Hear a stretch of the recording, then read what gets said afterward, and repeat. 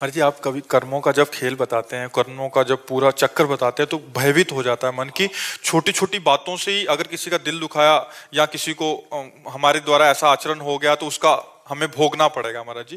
पर महाराज जी कभी कभी दूसरे पक्ष में देखा जाता है कि कोई बहुत बुरे आचरण कर रहा है और वो बहुत बाहरी उससे देखा जा रहा है कि वो बहुत धन संपदा और कुछ समय के लिए, जैसे उसका रहस्य जो नहीं जानते वो नहीं समझ पाते। जैसे पुण्य अधिक है, पाप कम है, तो हमें पहले पाप भोगाया जाएगा। ये हमारे सृष्टि भागवतिक विधान में है।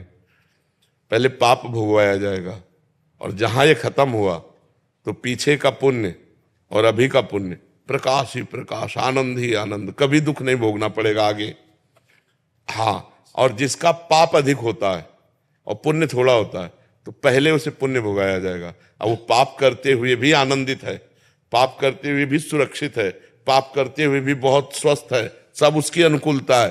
और जहां उसका वो पुण्य खत्म हुआ और वर्तमान का पाप और पूर्व का पाप लगा, विध्वंस हो जाएगा, मिट्टी में मिल जाएगा, किसी काम का नहीं रहेगा। ये रहस्य। हाँ, आंतरिक ये रहस्य है। देखो, महाराज नृग ने इतना दान किया कि दानियों में सर्वश्रेष्ठ नाम पड़ा। उनसे थोड़ा सा पाप बन गया, गाय जो दान न लेने वाले ब्राह्मण की गाय गौशाला आ गई और उन्होंने दान में दे दिया।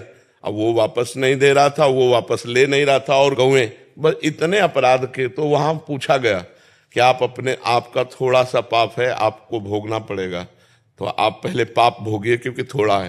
तो उनका जिसो तुरंत गिरगिट बन के द्वारिका में कुएं में पड़े थे और पुण्य का महान फल कि भगवान श्री कृष्ण के हाथ से उनका उद्धार हुआ और वो अपने स्वरूप को चले गए। तो ये जो पापी लोग हैं बहुत सुखी दिखाई देते हैं, इनका पूर्व का पुण्य जो थोड़ा है उसको नष्ट किया जाता है, और जब ये नष्ट हुआ तो देख लो ऐसे परिवार हैं कि विध्वंस हो गए, देखा गया। हाँ, वो नष्ट हो जाता है। जब पाप का परिणाम आएगा तो नष्ट हो जाएगा। बड़े बड़े संतों को कष्ट में देखा जाता है कि उनके थोड़े पाप है, भोग कर वो भगवान को प्राप्त होंगे। हमारे जी जो भजन कर रहे हैं वो उनमें काफी प्रश्न भी आते हैं ऐसे, तो फिर तो पूर्व का जो पाप है वो उसको कष्ट दे रहा है, और जहां ये पूर्व का पाप नष्ट हुआ और पुण्य पुण्य का मिलान हुआ, प्रकाश हो जाएगा, आनंदित हो जाएगा। इस विधान को संसारी लोग जानते नहीं तो कहते ज्यादा धर्म कर्म करोगे तो दुख ही भोगोगे, ज्यादा भजन करोगे तो दुख भोगोगे, क्योंकि पाप करने वाले सुखी हो रहे।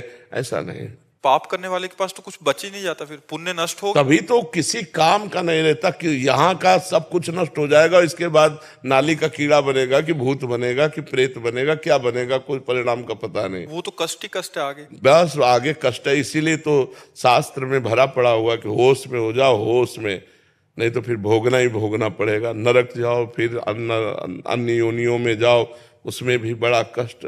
मनुष्य शरीर में तो कहीं पीड़ा है तो हम वैद्य डॉक्टर से मिल सकते हैं, लेकिन सुअर कुत्ता बनने पर, अरे जिंदा जला के लोग खा रहे हैं, हाथ पैर बांध दिए ऐसे ही लकड़ी में, नीचे से आग लगा दी, धीरे धीरे पक रहा है और उसे खा रहे हैं लोग।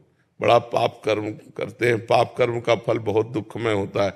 अब मान लो इस समय हम सुधार में चल रहे हैं, लेकिन पीछे बुरा किया तो भोगना पड़ेगा। सभी लोग कहते हैं अरे बताओ इतने बड़े साधु, इनको कैंसर हो गया, तो भोगना पड़ेगा ना, पूर्व में कर्म कर्म किए, अवश्य में भोक्तव्यम कृतम कर्म शुभाशुभम। इसलिए डरो, पाप कर्म मत करो, अच्छे कर्म करो, नाम जप करो, दूसरों का हित करो, इसी में मंगल हो जाएगा।